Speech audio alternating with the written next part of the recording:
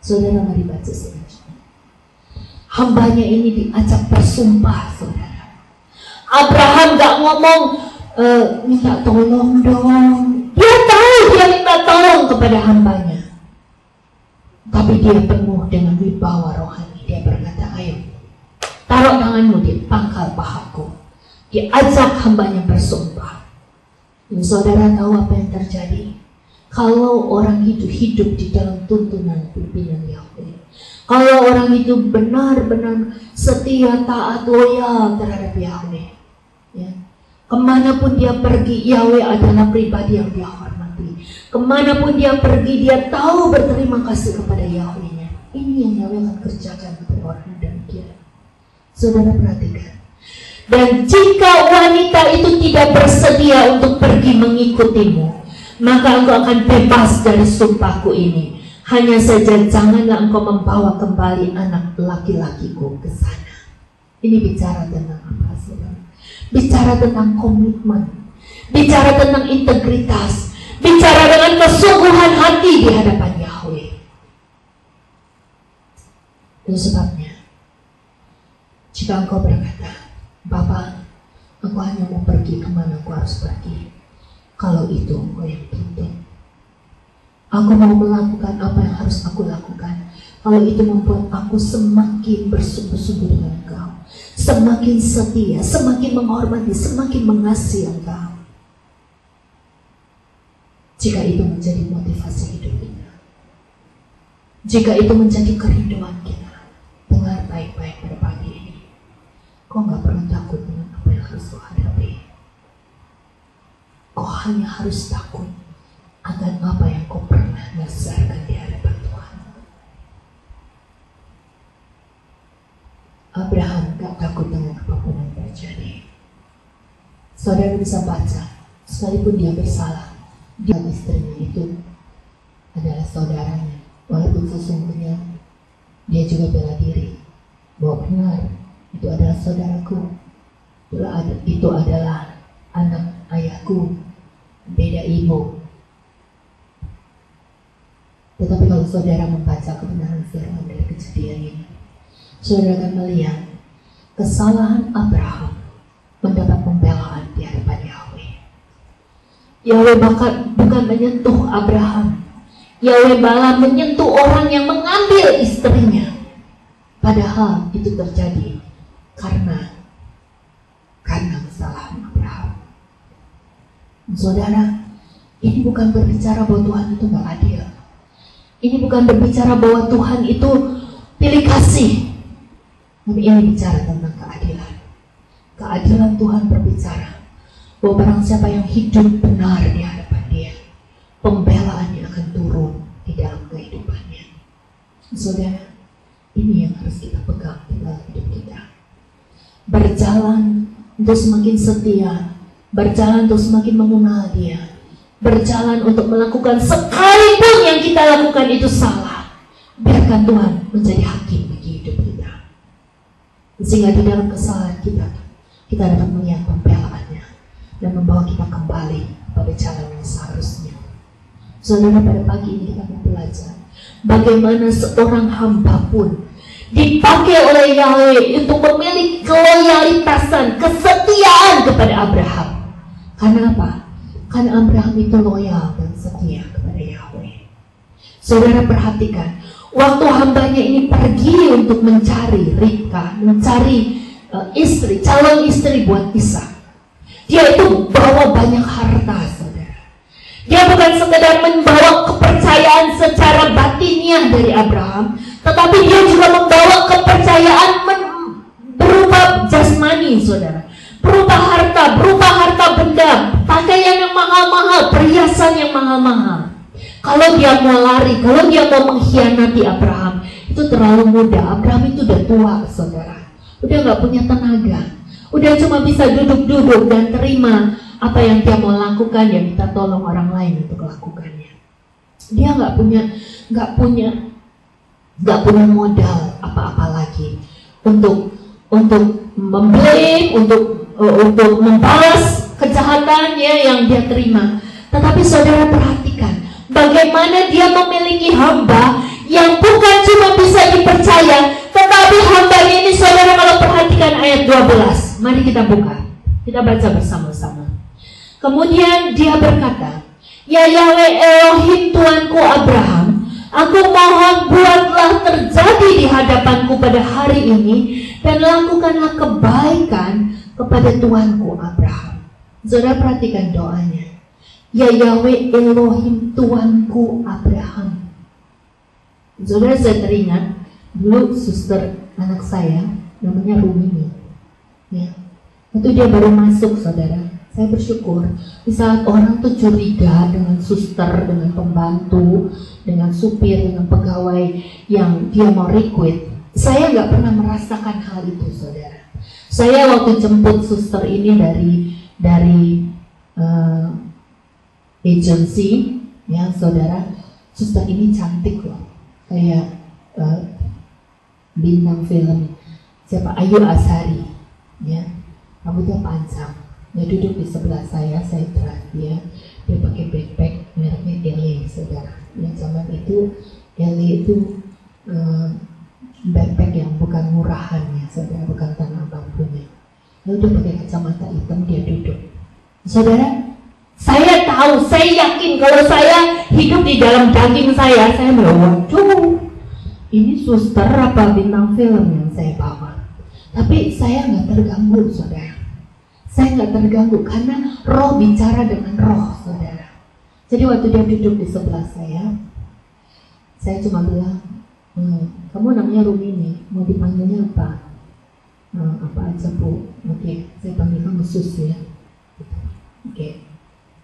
Sampai di rumah ditaruh, dia beresin pakaiannya, lalu dia mencoba gendong anak saya. Lalu satu hal yang dia tanya, saudara, lucu sekali. Dia bilang, "Ibu agamanya apa?" "Kristen ya." "Iya." "Ibu boleh ajarin saya doa apa yang saya mau saya ajarin ke anak ibu?" Wow. Saya bilang, ini dia bukan nanya gimana cara makannya, gimana cara ganti popoknya, gimana. Yang dia tanya, "Ibu, doa apa yang ibu mau saya ajarin sama anak ibu?" Ya, saya memaklumi karena di dalam agamanya dia, Islam, itu ada doa-doa tertentu yang mesti dihafal. Tapi saya ajarin sama dia, "Oh ya Sus, kalau kamu mau suapin anak saya walaupun anak saya belum makan, kamu doa. Ya, berkati makanan ini biar jadi kekuatan dan kesehatan buat Bella. Dalam nama Tuhan Yesus saya berdoa." Waktu itu saya masih sebut Tuhan Yesus. "Oke Bu, saya catat ya." Dia bilang. Saudara, hal yang seperti ini saya belum realize dengan pembacaan pagi ini. Tapi waktu saya baca kembali ayat ini, saya diingatkan dengan cerita itu. Ini bukan sesuatu yang kebetulan dalam hidup kita, bahwa jika kita hidup melekat dengan Yahweh, Yahweh berkenan kita berkenan mengizinkan Yahweh untuk menguasai kehidupan kita. Tidak bisa tidak, kekhawatiran di dalam kehidupan kita ini bukan kuat-kuatnya kita untuk buang jauh-jauh, tapi itu datang dengan sendirinya. Itu datang sebagai bonus di dalam kehidupan orang percaya. Itu datang sebagai buah di dalam kehidupan orang percaya. Sebabnya bukan cerita yang luar biasa. Orang hidup di dalam Yahweh itu akan jauh dari cemburu, iri hati, sirik, dengki, dan lain-lain. Semakin dia hidup lurus, semakin dia hidup begitu mudah di dalam pandangan dan berpikirnya. Ini bukan hikmat saya, tapi ini yang kita bisa temukan kalau kita membaca kitab suci dengan Kejadian 1 ayat. Itu sebabnya hati yang gembira adalah obat. Kalau saudara dan saya mau tetap gembira, baca firman-Nya, cintai firman-Nya, menikmati dan menjadi percaya untuk semua yang kita baca. Saudara, mari kita perhatikan ayat 12. "Ya Yahweh Elohim Tuanku Abraham, aku mohon, buatlah terjadi di hadapanku pada hari ini, dan lakukanlah kebaikan Saudara, kalau kita mau lihat secara daging, hamba ini hidup sehari-hari dengan Abraham. Dia lihat apa yang Abraham lakukan. Dia hidup bersama Abraham. Sebabnya kasih itu timbul, penghargaan itu timbul, respect itu timbul dengan sendirinya. Ada banyak manusia di dunia ini ribut tentang hargai aku, respect aku. Waktu kita memberitakan kebenaran, banyak orang berontak, saudara. Bilang kita nggak menghargai kepercayaannya, bilang kita nggak menghargai pendapatnya. Saudara, dengar baik-baik pada pagi ini.